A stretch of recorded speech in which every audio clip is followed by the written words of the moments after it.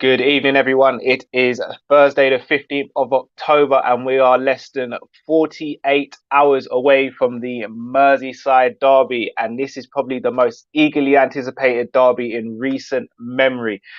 Will Ancelotti get the better of Klopp again, or will Klopp get Liverpool out of this spiral after that 7-2 hammering by Aston Villa? And will we show the world why we are champions? My name is Callum. This is that Liverpool show. Stay tuned, people.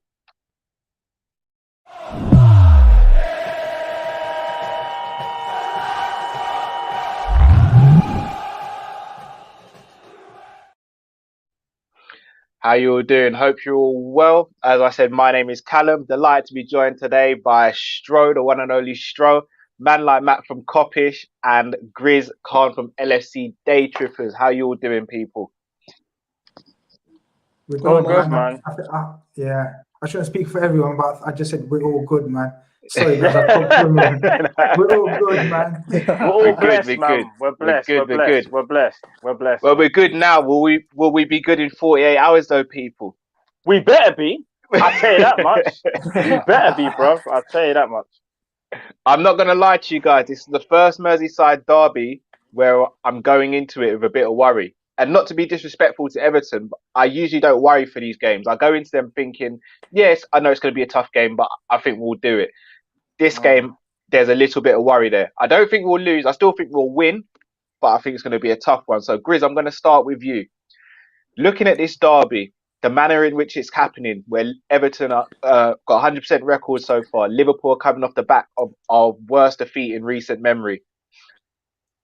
What are your thoughts leading into this game?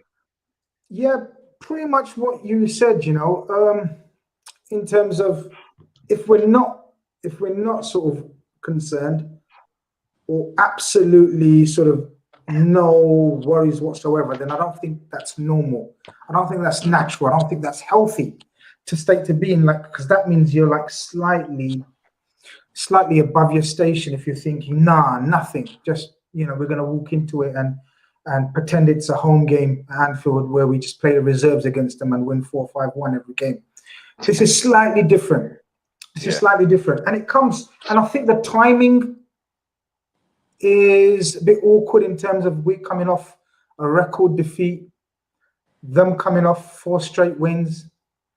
I actually think the breaks helped us more than them. I'd like to think.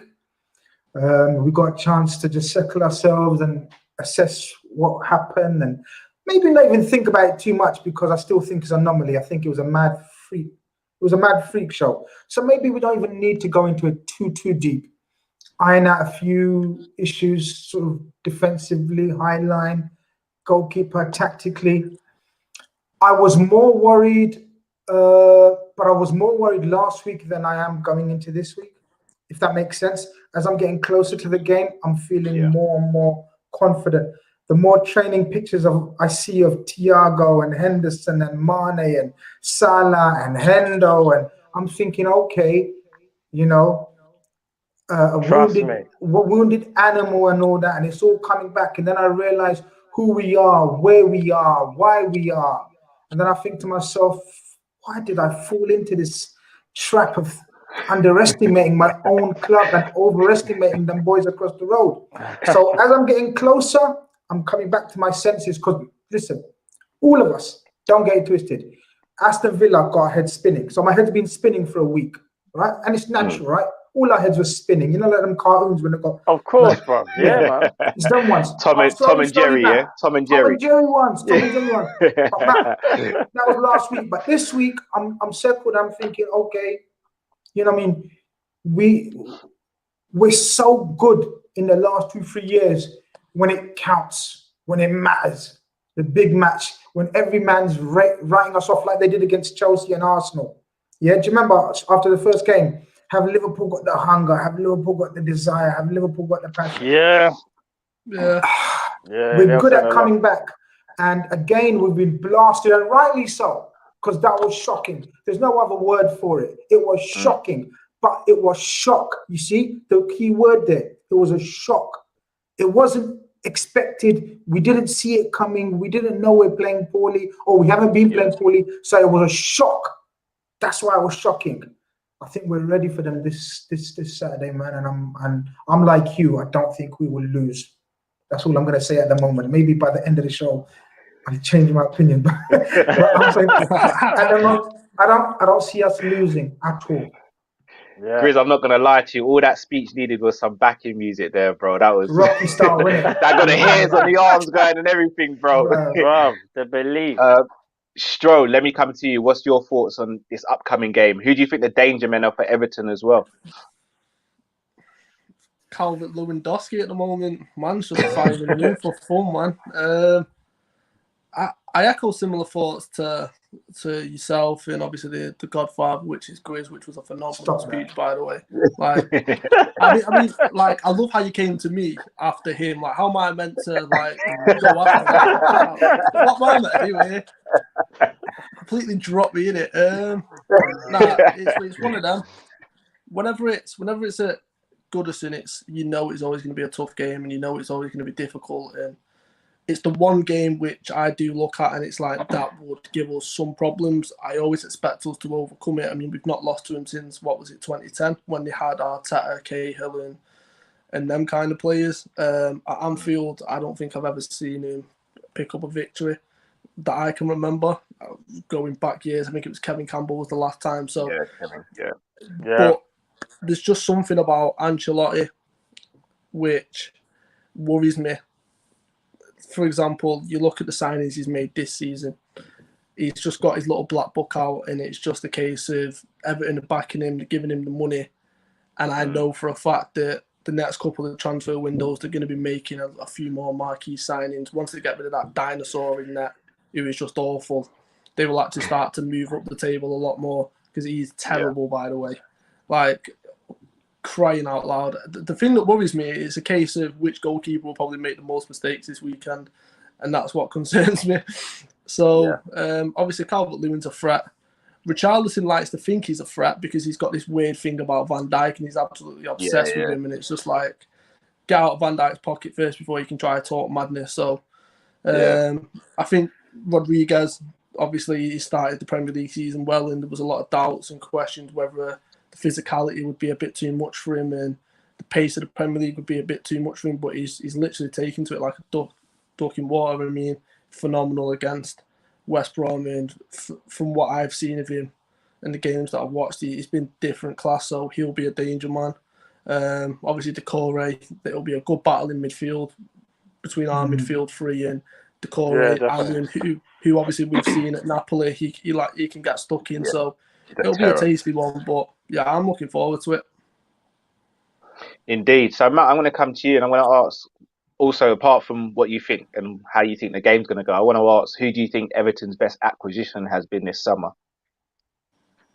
Do you know what? Everton have made some... Listen, at the start of the season, I said if Everton gets some good signings in, they'll actually make some major steps. And everyone was laughing when I said that. I was like, listen, they got Ancelotti, and remember, Everton have they're very wealthy now. They've got a serious backing. And now they've got a manager who they can trust in the transfer market. They've got a manager that knows how to do it. Looking at the signings that they made, Cal, I'll be honest with you.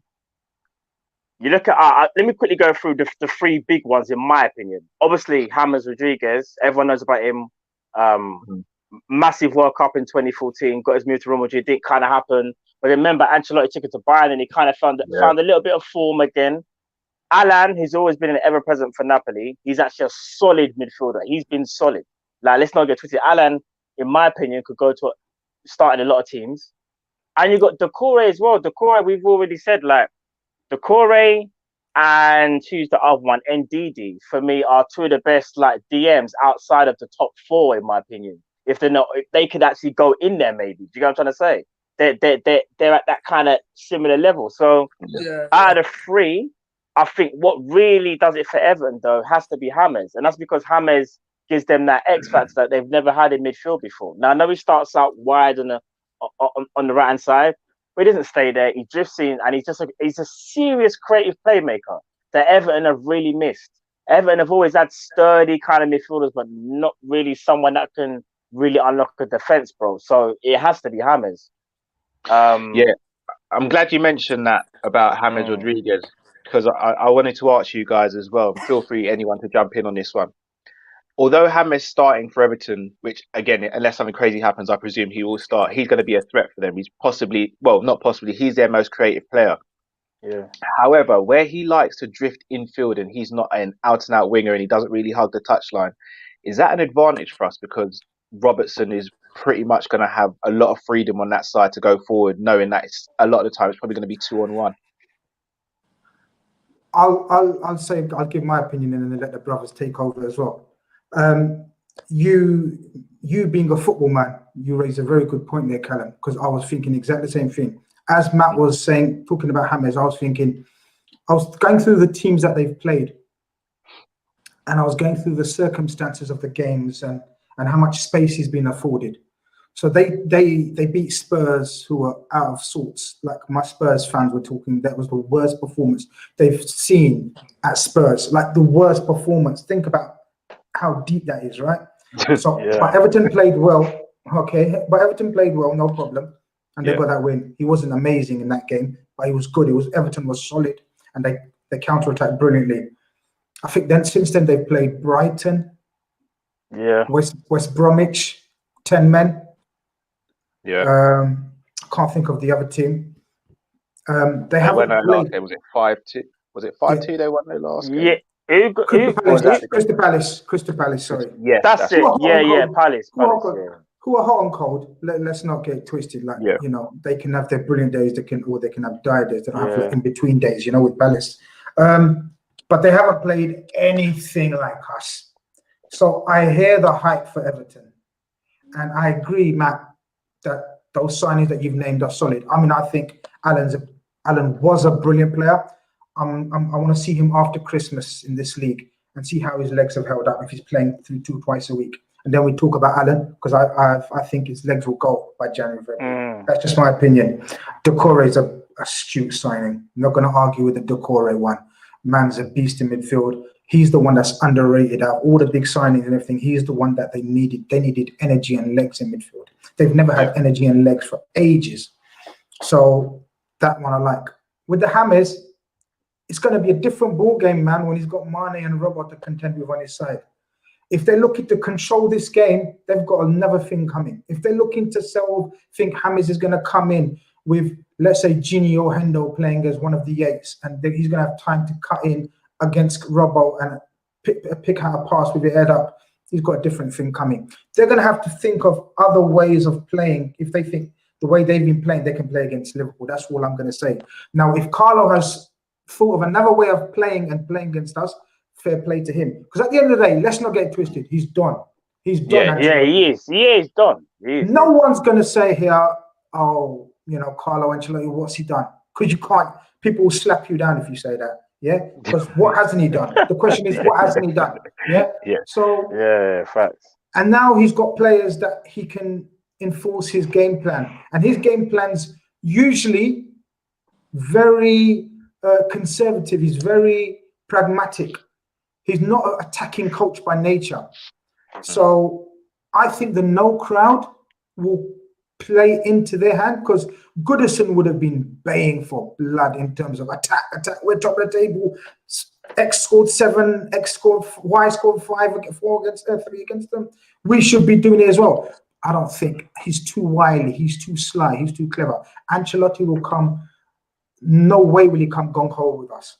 So that's why I think it's an intriguing setup. I don't think, going back to you, I know I've waffled on a bit, but with regards to James, Cal, I think he's gonna have his stiffest test, and I get he's been good, and loads of people have picked him in the FPL and they're all loving it at the moment.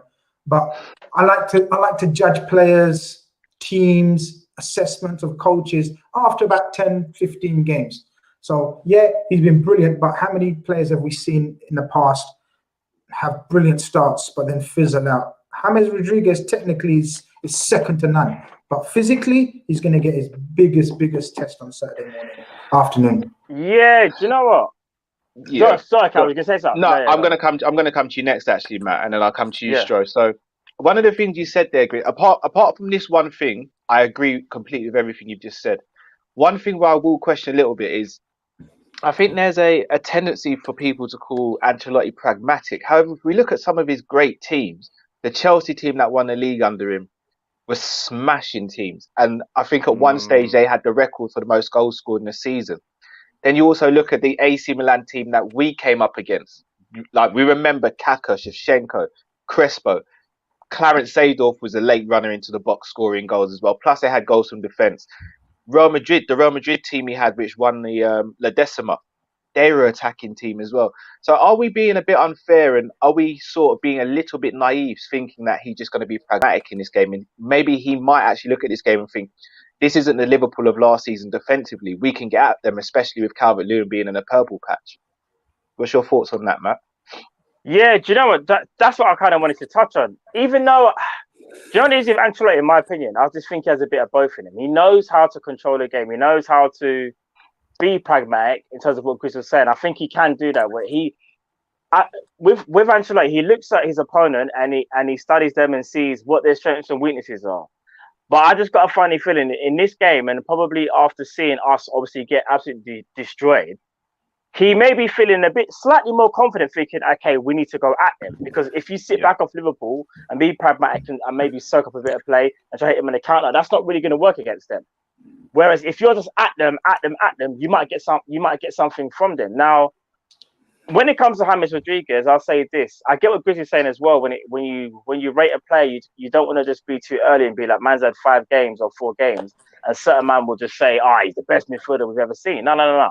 But what I will say about James Rodriguez, just like Grizz, I'll give him time, but I will not deny this though. He's quality, and this is where it will be his biggest test. But this is where I feel like James will shine to a degree.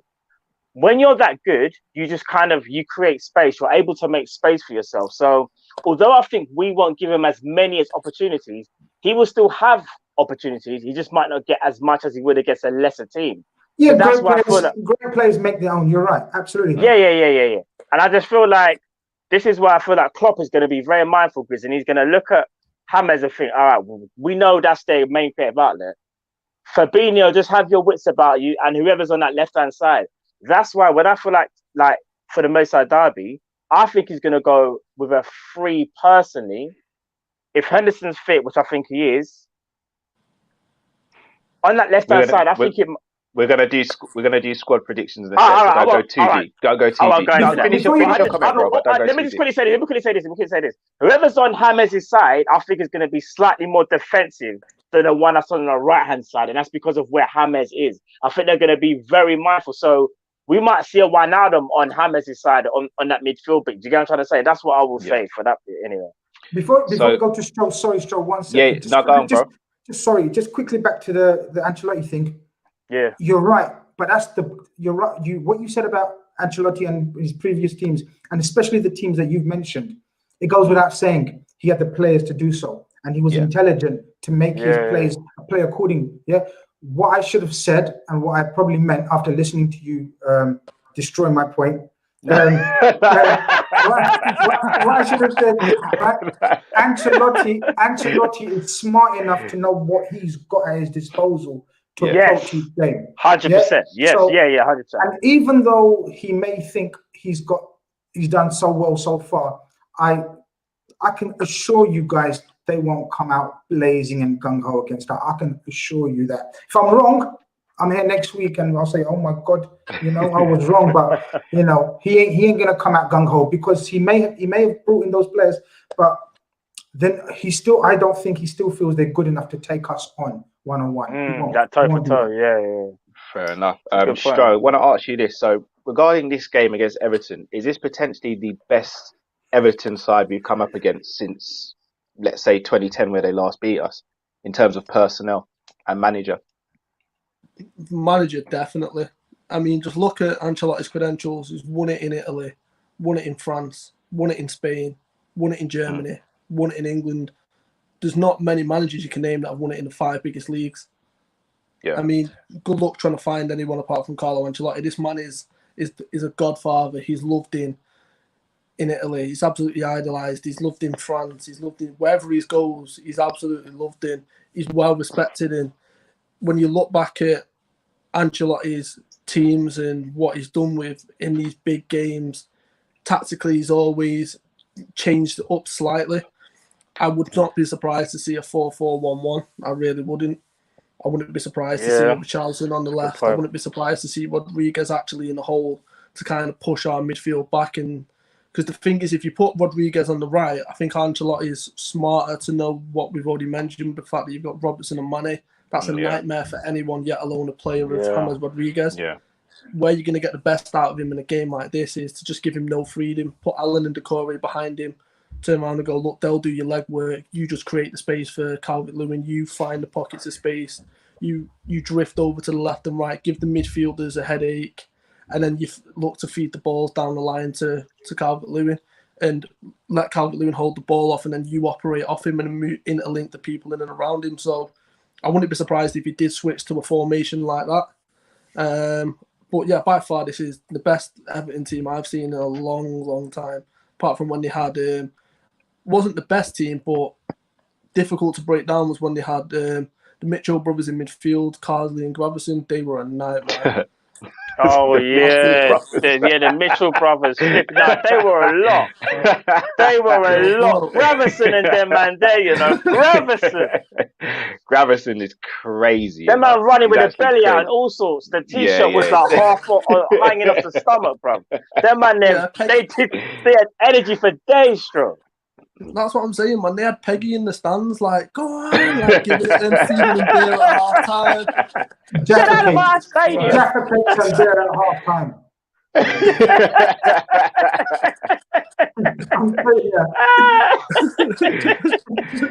All right, so guys, we're gonna bring in Drifty now. Drifty, as always, from the Coppish as well. How you doing, Drift? Don't know how much you caught of it, but everyone here seems to think we're going to lose against Everton. I mean, do you think we'll do it? Or person to go to. I'm joking, Drift. I'm joking. I didn't believe you anyway, bro. So what I do want to ask you, Drift, now you're here, Klopp versus Ancelotti. So we played Ancelotti a few times with Napoli and Everton, and I wouldn't say he's necessarily always got the better of Klopp, but he's got more favourable results than I think Klopp would say are favourable to him. Do you think that Ancelotti is possibly, I won't say he's Klopp's kryptonite, but do you think he's the best equipped manager in terms of tactical nous to come up against Klopp in the league at the moment? It's a difficult one to kind of fully work out because every time we've played him, we got robbed in one of the games. We beat them and qualified for the next round of the year. We won. Mm-hmm. Curtis Jones packed him out in the top corner, showed him what England's about. I don't know. I don't really know if I would necessarily. Maybe because we've just had some difficult away games against Napoli, people seem to think it. I've really thought about it, and I don't exactly know how much Ancelotti does have one over Klopp, if that makes sense. I just think, I don't know. It's a tough one. I rate the man. Obviously, you lot know already. Yeah. If you're having a conversation about who's the best manager of all time, I might put Ancelotti top of my list. I rate him. But in terms of versus Klopp just in a one-on-one, I'm not sure if we've maybe looked into it a bit too much. As I said, that Napoli game, for example, that we lost the year when we went out with the Adrian blunder, it was that year, wasn't it? Or was it the year before that? I think we lost to them away, wasn't it? Both times. No, but was it last year or the year before that when we lost to them? It was I think we played them both season. Years we got to the final, didn't we? So 18-19 we lost to them when Ancelotti was there. Yeah, so 18-19 we lost to them when Ancelotti was there, when he was there, 18-19. We lost 2-0. But when we lost to them when we got robbed with that penalty that should have never been, what year was that? I think that was 18-19. Yeah, I think that was 18-19. That was the one where Virgil gave Virgil got a yellow in that game, innit, for that challenge on So was it the year before that when we lost to them then? Yeah, we lost them both 17-18 and 18-19. We haven't beaten Napoli away. We haven't beaten Napoli away under Klopp.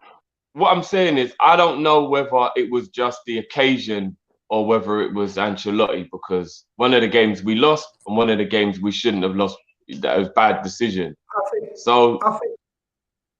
I think saying Ancelotti's got it over Klopp or Klopp's got it over Ancelotti, I think the semantics. They're two elite managers.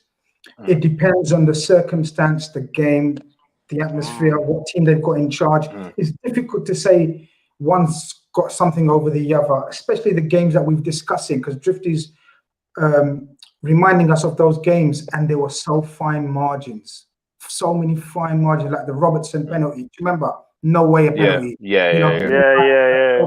You know, fine margins in these games. So you can't really say, oh, he out-tacticked him. He didn't. It was fine margins, yeah? The tactics were spot on from both teams, you could say. It was level pegging.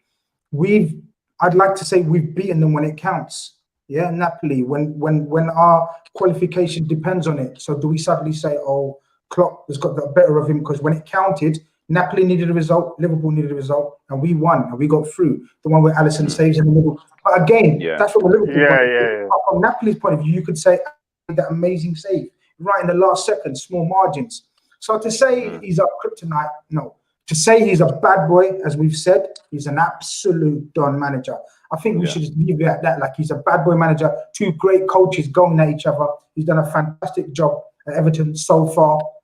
But this is his test to see how far he's got. Just like Lampard was come up against Liverpool. Just like Arteta's real test was the league game against Liverpool. Yeah. So these coaches, all right, no problem. You've had your fun. But now you're up against the best team in the world. I don't give a shit about the disaster that happened. But overall, we're one of the top two, possibly the best team in Europe. Now we see what he's about, and he's got his players and whatever. So two great managers going at it. That's how I would say. I want to say he's got it over Klopp. You know what I mean? Or vice versa. Fair enough. So I want to ask you guys, just going to go around the circle now. So what is your favourite Derby win at Goodison Park? So Stra, I'm going to start with you for this one. Your favourite Liverpool win at Goodison Park in the Derby? There's two. So the one where Gary McAllister scores the free kick, catches everyone off. Because I was still quite young then, and I had the shirt, and obviously my lucky number's 18, and John Arnorisa was number. So that game, and the one where Mane scored the last minute goal, because I don't think I took both with them, bro. Like, literally, I'm not even saying, I nearly broke my telly. Like, grabbed my dad by his face, give him a heart attack, shaking him. Like, I was like, man, definitely got to be one of them. Cool. Matt, what about yours? Looks like Stro's already got yours. Yeah, bro, they're the same too. Obviously, the McAllister free kick is legendary, bro. Remember, we were talking about McAllister the other day, innit? And obviously, the Mane one, obviously, because it came from a Daniel Sturridge. Daniel Sturridge actually created the chance himself. And I remember the goalkeeper parried it, and it fell to Mane. Bro. No, it came off the post. It came off the post. It came off the post, yeah. And then Mane, I've never seen acceleration like that in a while, bro. Like, he went 0 to 100 real quick. You just saw the streak of blonde hair just go past me like flash. And next thing you know, the ball's in the back of the net, bro. No, Mane, them two games the same, bro. Them two games are legendary, in my opinion. Do you know what the best thing about that one was, though? Do you remember Funes Mori when he did Origi's ligaments? When he done Origi, yeah. Yeah. So this was the game after it, right? And he was the one that let Mane just go his face. Yeah. I paused it on his face several times, taking pictures, giving it in. Scumbag. Absolutely could not have happened to a better person. You're at fault. Nah, it's true. He's a scumbag. Way smart. Yeah. Drift, what about yours? It probably is the McAllister one. It wasn't just a great win, it was an iconic moment. And I remember that season, he by that point, I think he had proved to everyone that he was a good signing after all the doubters before it. But that type of goal and that type of situation just really made everybody go, all right, we were idiots. We should have never tried to laugh at you about signing Gary McAllister, because it was like a moment where only somebody of his brilliance could really come up with. There's very few people who would have been able to come up with it, execute it, and just make it so perfect on such a big occasion. I don't care if he only played for Liverpool for 2 years. He's a Liverpool legend for me. I love Gary McAllister. There was one other game. I think it was at Goodison though, when we won it in the dying minutes with a dirt count penalty. Trip. That's my one. You want to know something? I thought that was at Anfield. That's why I didn't say that was it, you know? Goodison. That was Goodison. That was a very good feeling. I remember that. You're right. You're right. Feeling as well. Didn't Count score 2 penalties that game on my? Yeah, he did. Both were penalties. Literally, because in my head I was like, that's in my top 3, but I thought I've got to go for the McAllister in the other one. Yeah, it's a good game that. I thought it was Anfield, like an idiot. But yeah, I'll put the McAllister one at the top of the list because I just think it's not just a great win and a great performance. It was iconic. It was an iconic moment. So that's why I'll put it at the top. Fair enough. Grizz, what about yourself, sir? Yeah, you can't go against the guy's picks, man. Like, for me to pick out something different, man, I've got to be some mad encyclopedia. But I'm gonna try. Now, look, for emotional-wise, the Mane one was ridiculous emotions. As Joe says, it was mad. It was just chaos. The scenes, the celebration afterwards in the corner, red mist everywhere over Goodison. It was cold, I remember. It was foggy, it was misty. It was the nastiest game ever. It was one of those, the most dullest game. There was no football played. And just to win that and the lateness of it, everything. But just one of my own personal fond memories because I thought the hype was real. Don't know if anyone just confirm it with me. Was it Robbie Keane's debut? Yeah, at Goodison with Torres. It wasn't his debut. It wasn't his debut. It wasn't.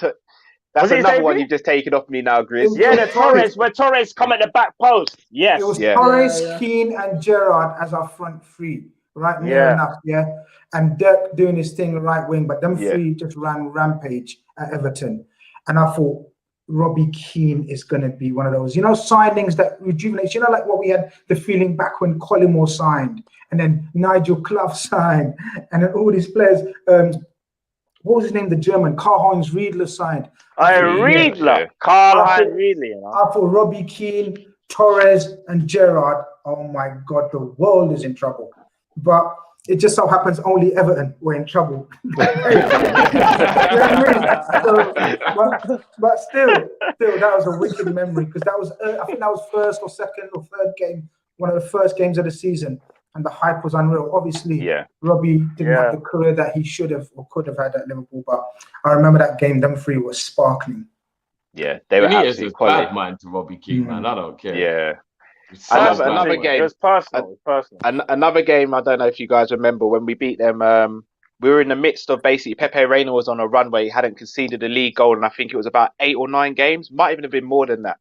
We came up against them, and they actually scored in the game, but we won 3-1 at Goodison. Crouch got the first, Gerrard got the second, and then Cisse got the third. Cisse done that kind of double foot thing, innit? I remember that. And if I'm not mistaken, Crouch took it round the goalkeeper, innit? He rounded the goalkeeper, yeah. I forgot about that. That's a rare sight. Do you know what that Crouch goal was though? That Gerrard assist. Gerrard actually headed through with an assist, but it wasn't like a just knockdown header. He dived into the header like a Superman dive into the header to just guide it. Gerrard was levels, man. Gerrard, and he loved the Merseyside derby goal as well. So that game was a special game. It wasn't a win. It wasn't, but one of the most rated Suarez in front of Moyes when he done the dive. Because it was a comeback. We were down. I think Sturridge gets the first with a header. No. We I think that game finished 2-2. That's what I'm saying. Suarez got a free kick, right? No, that's a different. That was a free. That was a free. Yeah. Suarez got both. So Suarez didn't get the first goal. It was Baines' own goal. Suarez kicked onto Baines, and it was an own goal. And then Suarez got the second goal from a header. We actually went 2-0 up, and then they came back 2-2. Yes. And no goals were scored in the second half. And that was the game that Lukaku and Sacco had an argument. But I remember Moyes. I remember giving it about Suarez diving, etc., all week in the build-up. And the man had the audacity to score and dive right in front of him, his fans. And then in that same game, Phil Neville got booked for diving because he dived in that game as well, which made it even funnier what Moyes was doing. Beautiful. So mad. Even the season after that, the 13-14 season where we drew with them 3-3. I who got the 2? I think Suarez got 2 and Sturridge got 1 off the bench, as you guys said. But even in that game, Kevin Morales should have been sent off. He did a high tackle on Suarez and caught him, like studied him in the back of his knee. I don't even know if he got a booking for it. Then Joe Allen missed a sitter in that game. Oh, Then they went man 3-2 like up. we Joe. that was the title. That was the double. That was that was everything. That chance. I know we talk about the other more infamous misses and whatever games, whatever. But that Suarez and Joe Allen incident, where he could have just tapped it to Suarez open goal. I could never forgive him for that, man. After that, man, that was so cold. Yeah, that was rough. But do you know what? Do you know what? They've often bullied us at Everton before Klopp, and that's one thing they can't do now. And since Klopp's come in, they can't bully us anymore. You know, Callum touched upon his tackles, and they used to like to have a free pass to do what they want against our players. Barkley. The back of them. Ross Barkley was nasty heads on them, man. They used to lose it against us.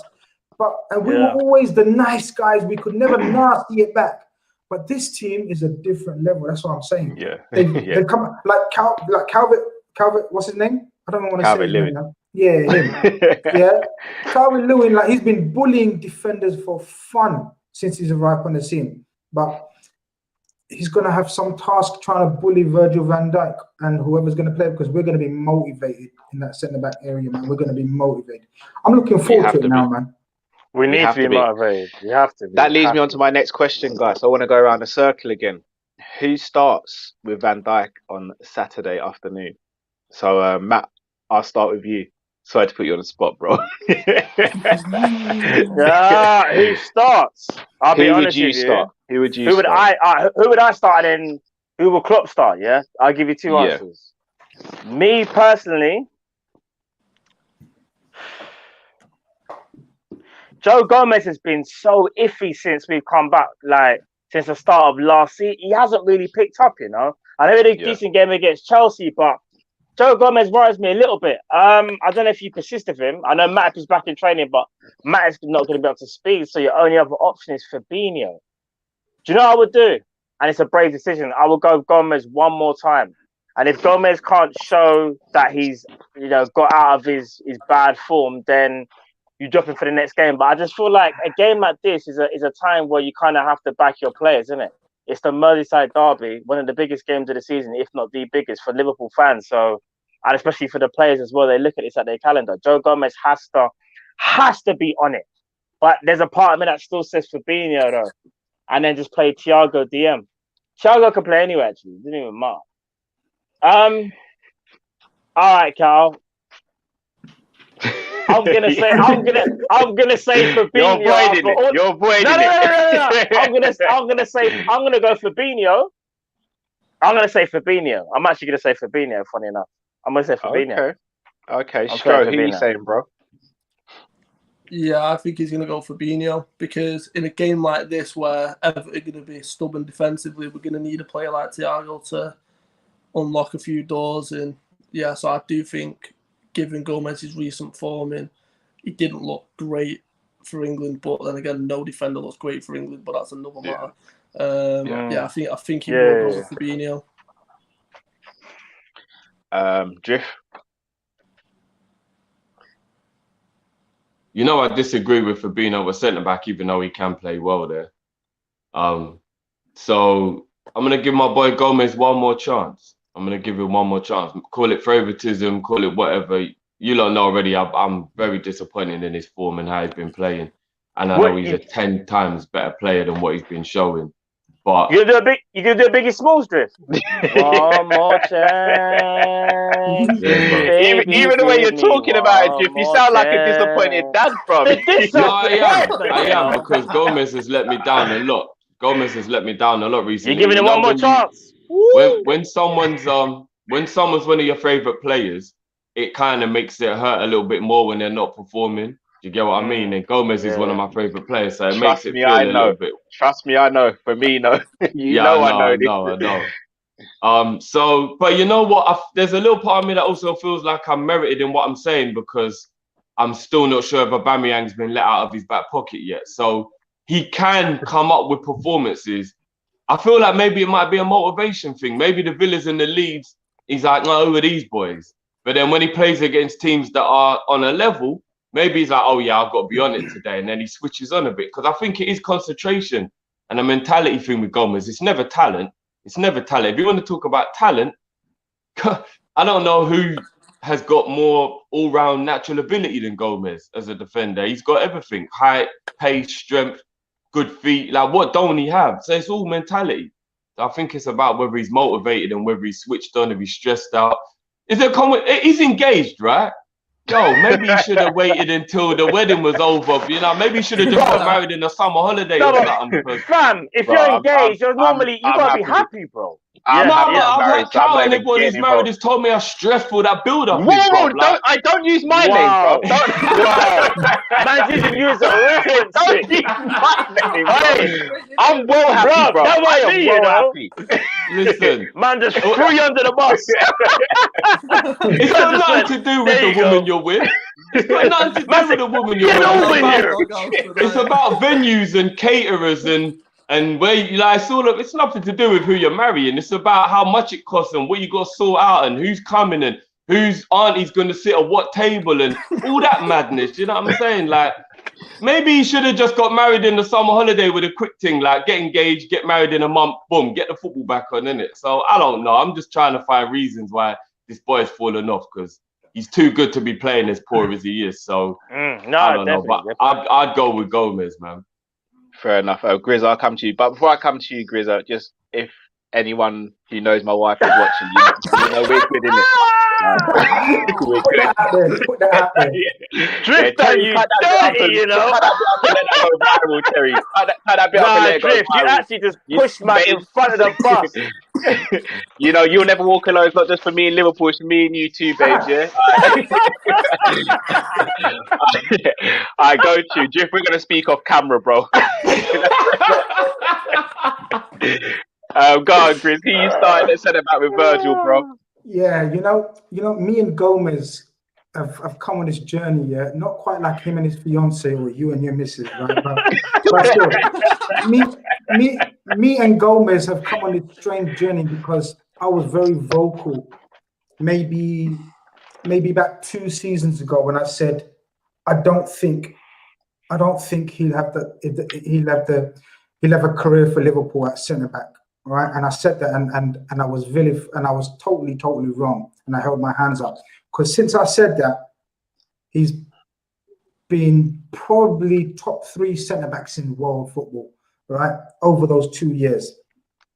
But since I bigged him up again, which was coming to the end of the season and start of the season, since I held my hands up and said I was wrong about this guy's improved on levels I didn't think was possible. And again, like Drifty says, it wasn't about his speed, his physicality, even his passing. It was about his concentration, his positional sense, what I perceived as being unable to listen to instructions and sort of, play out exactly how Klopp wanted to play the offside line. Because I remember back in the day, it was like Aston Villa every game. Do you know what I mean? Like defensively. But he needs a break. He needs a break from the first team. I mean, I've bigged him up since I put him down 2.5, 3 years ago. He's improved immensely, but he's young. He's still young. He's so good, we forget how young he is. Centre-backs don't peak until 28, 27. He's what, 22, 23 still? I'm sure he's not about 23. 23, 23, yeah. Come on. Give the guy a break. He's playing high-intensity, high-level games every single motherfucking week. He's playing the likes of Aubameyang, Lewandowski's. Every team he plays has got a bad boy forward in the team. He's put so many to sleep. I've got no worries about him coming back, but I think he needs a break right now. The problem that leads to is Matip is without doubt the number 1 choice to step in, but he's only had 1 week of training. Now that usually goes against Klopp's way of thinking. Like usually he gives Mans 2 weeks training before he throws him in. I don't know if he's going to throw him in straight away or how fit Matip has been before that week of training. But we know about Matip. The class is there. Everything is there. It's just we don't want him to break down. We don't want to rush him back so he breaks down because this is a long long, hard season with game every 3 days, and we need to think long term. So if it was me, selfish Sunday league manager, yeah, bring in Matip. I don't give a shit if he's Brock for 2 weeks. You know what I mean, or 3 months. Just bring him in for this game. I think Liverpool will think slightly different. I'm guessing, yeah. I think they're going to think more long term, and that's why I think Fabinho will play centre back.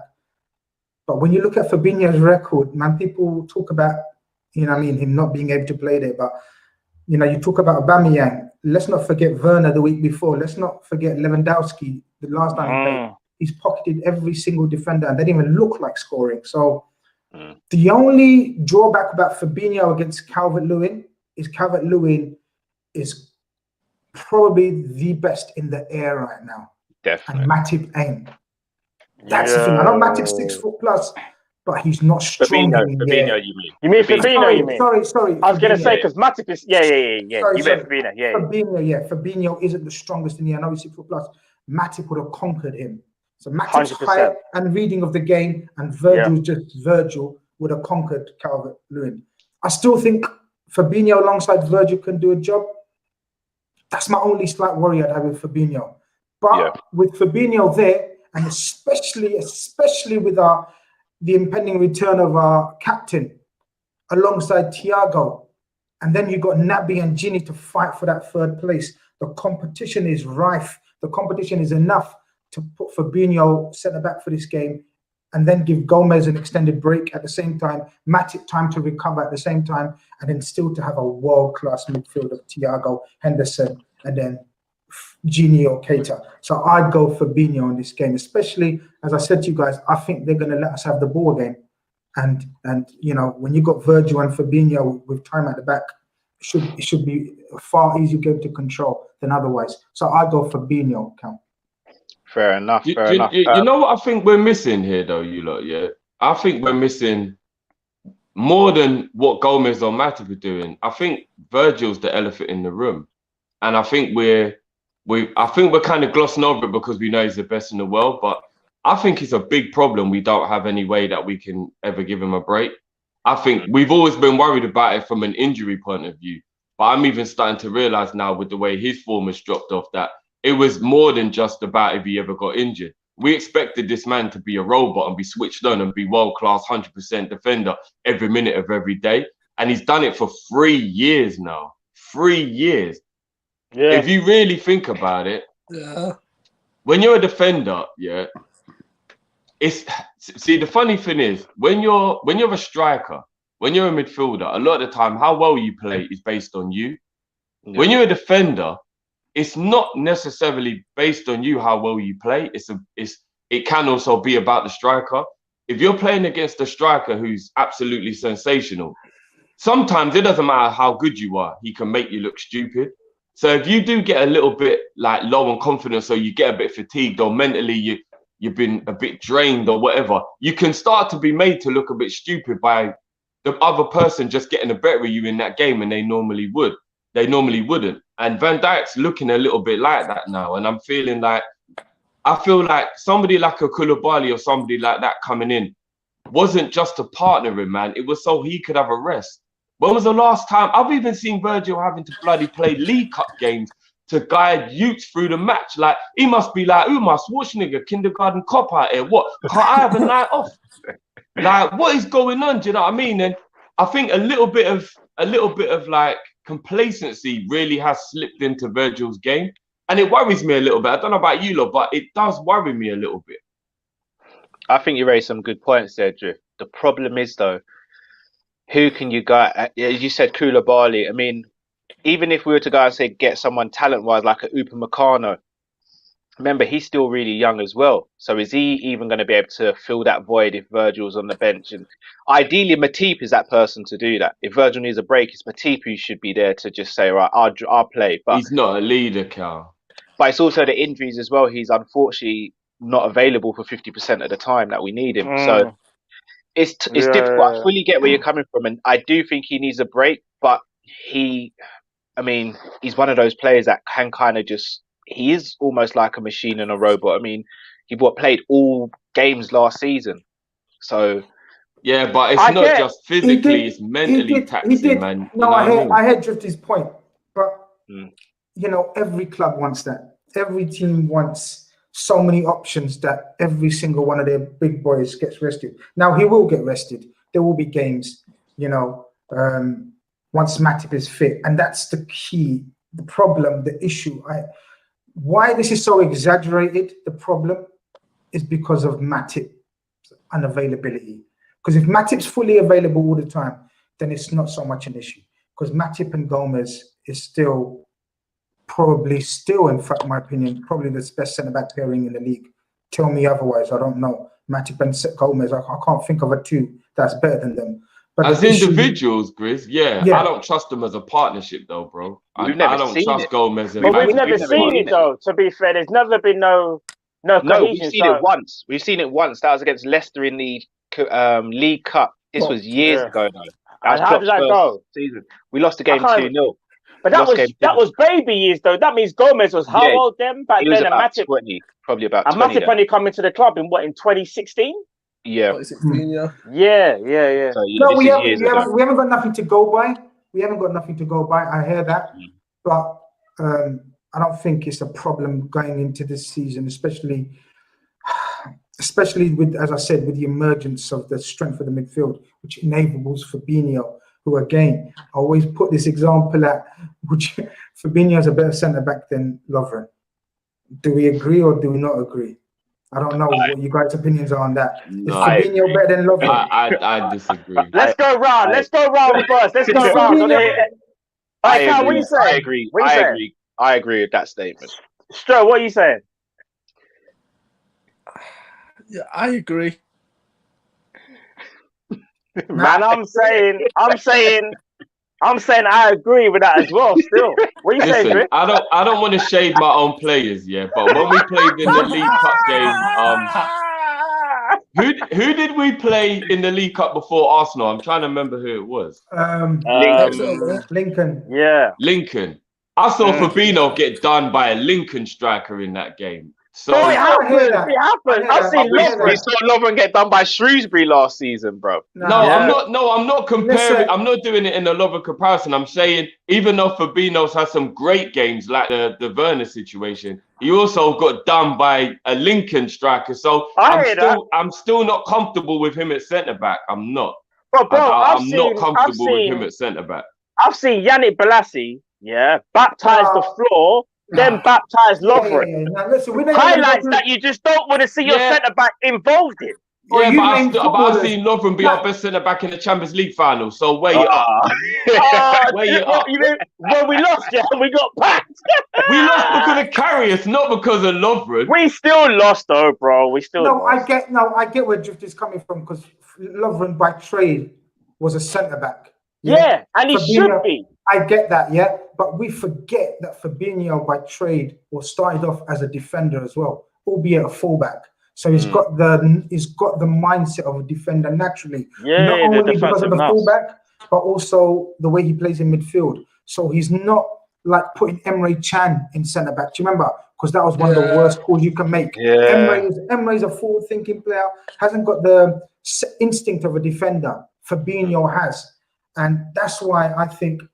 If it was a choice now to play Lovren, because you got to remember, Drift, we're talking Lovren now, like how he just left us. Lovren now and Fabinho now, it's not even a question, my brother. But overall, centre back, I agree with you. Lovren that's proved he's an able centre back. You know, of course, we've got bad memories of him, but right now, I'd say we've got a better set of centre backs than we had last season. That's the way I look at it. Yeah. I don't know. Only for now, though, Drift. Like, obviously, we're joking. If I said to you 3 years ago when Lovren was in his prime, obviously Lovren, but I'm just saying right now. Right now, man. Yeah, just right now. The bigger problem is, why didn't we buy a centre back to replace Lovren? That's the bigger picture, but we won't go into that now. Yeah, because it's a long thing. It's a long thing. Yeah. Which I was worried was going to happen, and it did. And I knew it was going to, because I know my club. So, you know what I mean? But that's another picture for another story for another day. Indeed. If we mash up, right? That's a story for another day. If we carry on mashing up, if it causes us issue during the season. If it don't, it's not an issue, right? but it might be one we got away with. You know what I mean? Like sometimes you can get away with. We got away with not having cover for Robertson, but it wasn't a good idea. But we got away with it. You know? No. You can't say that. If you get, it's not like getting away with it. That's like anything. Then we got away with, not having that extra forward last season. Yet we smoked the league. It's like saying we did get away with it. We did because if Mane or Salah got an injury, we'd have been in trouble. So we kind of got away with it. Well, that's with a lot of big teams, though. If you take out, for example, if you took out our nearest rivals, Man City, yeah, obviously we still destroyed them last season. But I will say this though, them not having Laporte for like 3/4 of a season and them not having Sane for 3/4 of a season was still obviously a hindrance to them. Now I'm not trying to say if them two come back, they beat us or anything like that, but it's a major hindrance. So I get what you're saying. But you see, like last season when we didn't buy no one.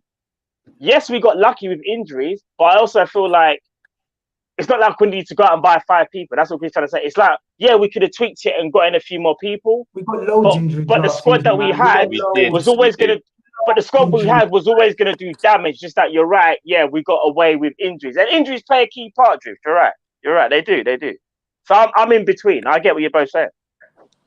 Yeah, given the choice, I'd have taken a 4th choice centre back. I still would take one now. But I kind of knew it weren't going to happen. Before we move on quickly, Cal, just quickly, so I have to ask you, man, this. Drift, you brought out the 4th choice centre back, yeah? Looking at things now, would you have rather wanted a 4th choice centre back or a 2nd choice goalkeeper? 2nd choice goalkeeper, and you know why. I told you I'm not going to bash him anymore, but a 2nd choice goalkeeper. See, that's where my issue really lies. But what about you, Grizz? Without guiding, that's not even up for debate because people that have heard me before will know what I think of Adrian, man. And I don't want to blaspheme and I don't want to say nothing, man. Yeah. No, it's not it gets to them levels, bro. It gets to them levels, so it gets to them levels.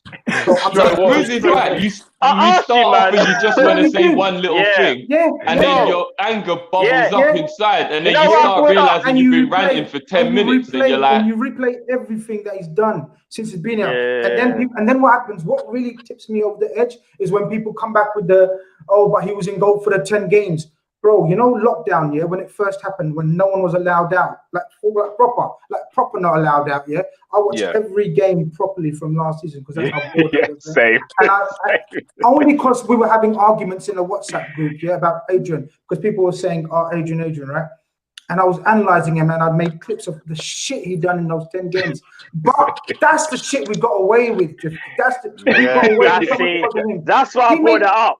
He made a mistake every single game, brothers. I'm not even joking. No, he did. I know, bro. I know. He did. He kicked this straight off of Ings. He literally kicked this straight off Ings. He done that about 3 or 4 times, though. That's the joke. The same game, he did it 3 or 4 times. Yeah, he did. Yes, bro. Like, you can't do that, man. Not only that, look. Everyone makes mistakes. We just talked about a lot.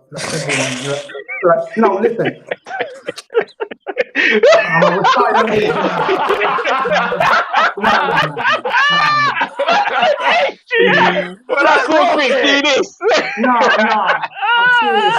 I'll finish Grizz's sentence for him. Everyone makes mistakes, but not everyone has a career filled with mistakes. That's the difference. You know what I'm saying? Look at his attitude. Why does he think? Why does he go on like that? Though? Can I tell you something that I told these man and they thought I was joking? I'm gonna bring this up again. You see Adrian, shall we call him? Yeah. In his whole career, no one has ever bought him. No one. He's always either got on a free or.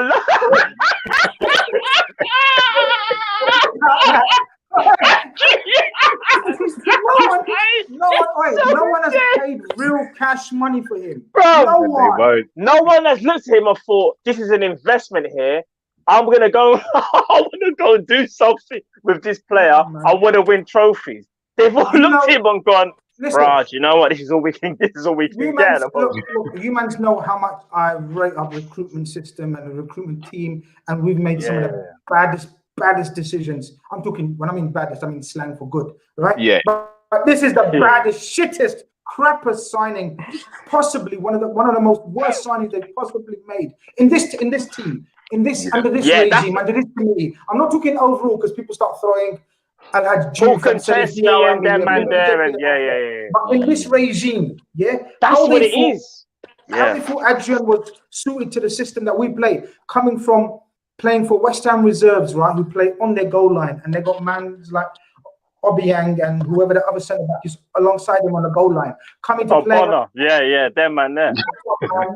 You can't be Bro, I swear he was struggling to get in the team at one. Who was that? I think it was Randolph. Right, he couldn't even get in front of Randolph. Yeah, Randolph. Reindeer was ahead of Randolph. But you know what, guys? I look at Adrian as a pillar of hope. That's what I look at Adrian as, a pillar of hope. That no matter how down on your luck you are, life will throw you a bone. Yeah. All right. So before we sign off, people, just going to go around the circle and ask the score prediction. So Drift, I know you don't do score prediction. We're working on it, though. We're working on it. So Stro, who is going to win this game and what's your score prediction, bro? 2-1 to us. Okay. Matt? 3-1 to Everton. Adrian scores 3 own goals. Don't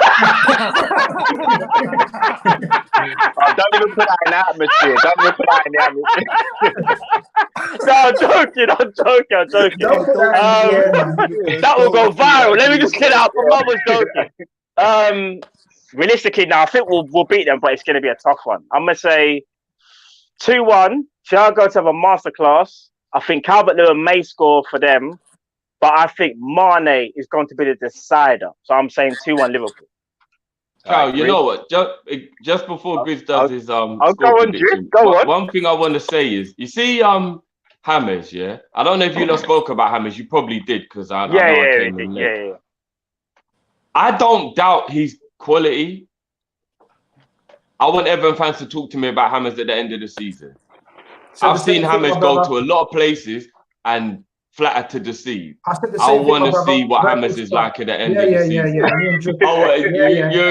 I want to see what it's like at the end of the season. If he can't perform consistently for Bayern Munich or Real Madrid, I struggle to see how he's going to consistently perform for Everton. But that's not doubting his actual ability as a footballer. That's more his like drive, motivation, his consistency and all that. So right now he's hot. Talk to me at the end of the season, because a lot of people are acting like he's the second coming of something. I'm like, there's a reason why Everton have him. Let's just pause for a moment and just really deep it. There's a reason Everton have James. If he was as good as you're saying, he wouldn't be playing for Everton. And again, normally I would be like, no disrespect, but it's Everton, so full disrespect intended. He wouldn't be at Everton if he was as good as everybody's, you know what I mean? So he might prove me wrong, but let's see at the end of the season if he keeps this up. Cool. Grizz, your score prediction? Yeah, I had 2-1 at the start of the program. I had 2-1 in the middle of the program, but then right at the end we started talking about Adrian, so I'm going 2-2. Is that what? Do you know what it is? Yeah. Even though I was joking with the own goals, Grizz. No, I'm serious. You joking? Yeah. I'm serious. No. Johnny, you're making me think now as well, because even though I was joking about the 3 own goals, I do feel like the only way they are going to score, all jokes aside, is through Adrian, not even him necessarily making like a direct mistake, but something like, I don't know, he does a bad clearance and it falls to someone and then someone crosses it in or whatever. So it'll be from a direct mistake. It'll be they've crossed the ball in, he's gone to get it, he's gone to the shop, completely missed it, and Calvert-Lewin. Like, let's be real, that's how they will score. Most keepers in the most top keepers in the Premier League have one thing that they're very good at. I don't know what he's very good at. His position is awful. No, it is. His decision making is the worst. His decision making is the worst. Penalties, Grizz. He's good at penalties. Okay, yeah. Do you want to know why? Because theoretically, you can only go 3 places, left or right or in the centre. And I don't give him much choice, bro. That's why he's good at it. You know, with everything else, you got to think about the position of your defenders, like everything, like the trajectory of the shot. What hand am I going to use? Yeah, sorry, Chris. Go on. Every big game,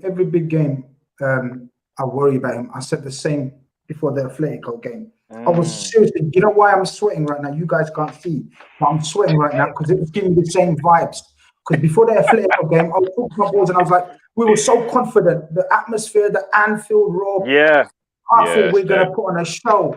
And then, you know, my man was standing on one side of the goal for every shot, like throughout the game. Do you know like, what? Why was he doing that? Like, he was like, you know how it's like, you know how we all went in goal, right? In school time, yeah? Like, it's true. Cal knows where I'm going with this. Cal, you know where I'm going with this. Yeah. I know what he's going to say. With the attack. So we all went in goal. Man do it in the quarter-final of the Champions League. For every single one of their goals. Why is he standing on one side? Do you know what though? That game will be remembered as the Adrian masterclass.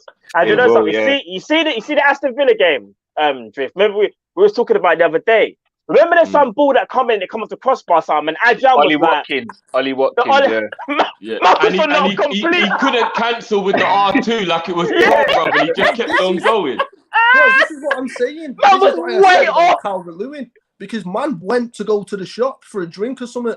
Like, he disappeared. Like, do you know something, yeah? All jokes aside, yeah, and I'm trying not to pile on with Adrian. I don't want to, but he kind of strikes me as someone who, like, you know, like you put man in goal because he's dead. You remember back in the day when someone went to get involved and you just put him in goal because he's dead? I feel like that was Adrian, and then he's made a career out of it somehow. Like, honestly, like, nice, real. You know what? You see the defense. I feel like it's more what he does to the defense more than him. Because I'll give you that. You lot know I love an analogy. It's like if you go to your bridge in George, yeah, and he's got a dog, and he keeps telling you the dog's cool, but every time he leaves the room, the dog growls at you. You're never going to be comfortable in that house. Never, ever, because you're just waiting for the dog to attack you. The defense are the same. They're uneasy. They're on edge the whole time. They're like, you know what I'm saying? The man's going to be on top of my head. It's going to be. That's what I'm saying. It's a Billy the Kid thing. Shoot on sight. Like, teams just know that if you see the goal, shoot, and it might go in. Drift, Drift, can you just remind the people what Adrian was doing when he got the call from Liverpool? Can you please? No, bro, I need to hear it again. And I need you, man, to keep a straight face. I'm being evil here, but I have to ask, man, again. What was man doing? Hashtag Park Life, yeah? Please, bro, just explain. He was kicking ball in the park, contemplating retirement. Bro, I'm sorry. There must have been like 8-year-olds just running up taking penalties against man, just randomly. With coats. Look at Chris. Not even. Grizzy's living. Look at Grizzy's face. He's living. You know when you put the coats down and you told man, no, you made the goal too big, bro. You made the goal too big. Yeah. That's exactly that. Do you know something? I reckon that had to be Michael Edwards' day off. There's no way he would have stand up on that thing. It must have been Rick Parry or something, or one of them, man. Ian Air must have been. But you know what? Let me just. No, go. He was on the list that do not wants. You know what I mean? I'm telling you, and there was a miscommunication there. There's no way any of our recruitment team, scouting team, had him high up on the list as a possible. I don't know. I can't. No, but here's what the problem is. Here's the problem, Grizz. This is where sometimes we're too nice of a team in general. Did you hear what Arsenal did to Atletico Madrid, where they pulled the plug on the Torreira loan to take liberties because they wouldn't give them Partey for less than the release fee, and paid the release fee and just left Atletico with no, like, they just couldn't do anything about it. That is some real arsehole movement. No, Torreira went there in the end, you know. He's gone there. He still went there. Oh, did he go in the end? Yeah, But Arsenal were doing that, though. They were doing that. And then I think there's a last-minute change. The point I was going to make is, even if it was an Arsenal move, they did it thinking of themselves and not others. And we should have done that with Mignolet. I get that we wanted to be the nice guys, but Mignolet's deal came in on the last day and we promised Mignolet he could go. But for me, Klopp should have been like, bro, I know I gave you my word, but I can't get a goalie in 8 hours. I'm sorry, you can't go. Because Mignolet was a good backup. We got into this situation by letting Mignolet go because we wanted to be the good guys in the situation. Even if we let him go in January, it would have given us time to get a better goalie, man. Look, I don't want to go out like this. Yeah, we don't want to go out on a negative vibe. But we don't want to. It's true. No, it's true. It's true. You know It's my bad. I gave all that Napoleon speech at the start, and I'm looking like an idiot talking shit. Right? How are we going to say? Look, what are we going to say as Liverpool fans, right? And I think we all agree that I think what we can hope for is we don't want you to make any world-class, outstanding saves, save after save after save. We just want you not even the basics, guys. We just want you to don't fuck up. Just be steady.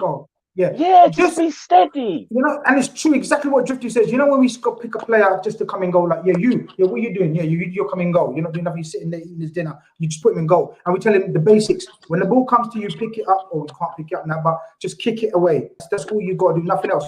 We, Virgil, Fabinho, whoever, Robbo, and Trent, we'll do the rest. We'll shield you from everyone. You just do the real basics. We should beat them. You're only in goal because it's your ball, innit? And we've got to let you play. Like, You know the one where you tell his mum, he's coming, he's part of us, but really we know we're taking him because of his football and because he's gonna go. That one. Richard man's football, you know. Them ones there, you know. Boy. But guys, hopefully we pull it out. Hopefully we pull it out of the bag, and we do what we need to do. I think we will. I think it's going to be a tough game, but I think we'll do it. Listen, with Thiago, anything's possible, people. 100%. And Mane, fam. Them and Henderson. Oh yeah. Them three back is a big thing. Massive. And people, how can we have people talking to us about having Thiago, Henderson, and Mane not coming back and making a difference, the impact to the atmosphere? Massive. We're talking heroes. Because the haters want to hate, Grizz. Yes, the haters want to hate. That's all they want to. All of a sudden, everyone's living through Aston Villa's victory over us. Like, you lot, that's sad. Yeah. That's exactly what it is, though. All the other teams are jumping on. Yeah. Seriously, Aston Villa won. Aston Villa won. They done well. Always the bigger you are, the harder you fall. It's straight. It's so simple. That's why we're the biggest, you know, because look at how they're rejoicing. I'm telling you, people are rejoicing of the victory. Let them rejoice, man. Let them rejoice. Let them have their fun. Yeah.